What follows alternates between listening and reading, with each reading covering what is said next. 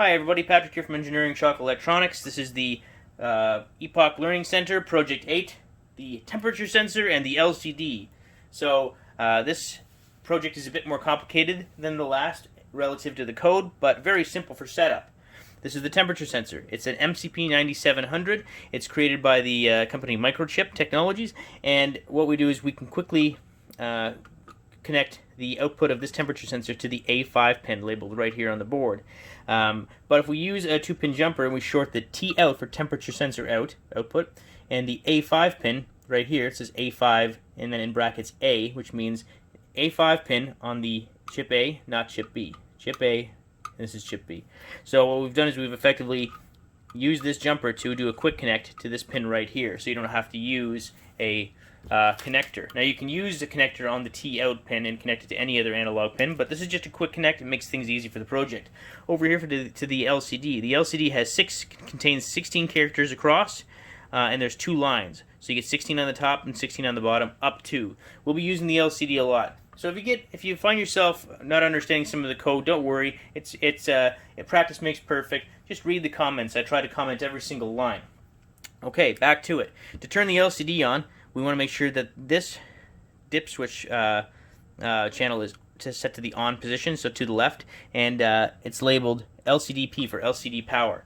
Now this is a quick connect line right here, and it connects all of the relative data lines from the LCD to chip A, and they're labeled like A9 GPIO on chip A 9, 8, 7, 6, 5, and 4. So we use this chip for the quick connects. We can use these pins right here to connect to chip B if we want to use these specific lines, but what I've done is I've set all of these to the on position, and now the chip A can communicate with the LCD, and the LCD has power. So I'm going to upload the code, and I'll power on, and as you can see, we've got a temperature of 24.5 degrees. Now our furnace is set to heat the house at roughly 25 degrees, so this is quite good. In the software, in the program, we learn how to use the LCD. It's very easy. We include the library. We use simple commands like lcd.clear and lcd print. It's very easy. Just look at the code. And the code is available to everybody until this campaign ends. So if you go to the Kickstarter link below, check out the project page. It can be found in the Kickstarter, and it'll link you to the page that has all of the project videos and all of the commented code. So right now, what's happening is that we've created 2 floats in the software, and floats are essentially storage registers, just like integers.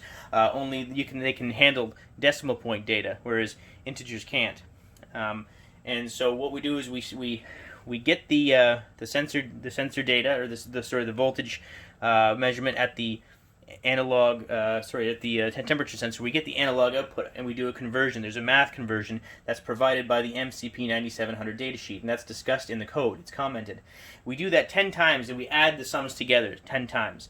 Then we divide. Once that's done, we divide the sums by 10 so we can get an average of what the temperature is, and it's holding steady at about 24.45. So if I put my finger on the sensor, you'll notice that the temperature is going up.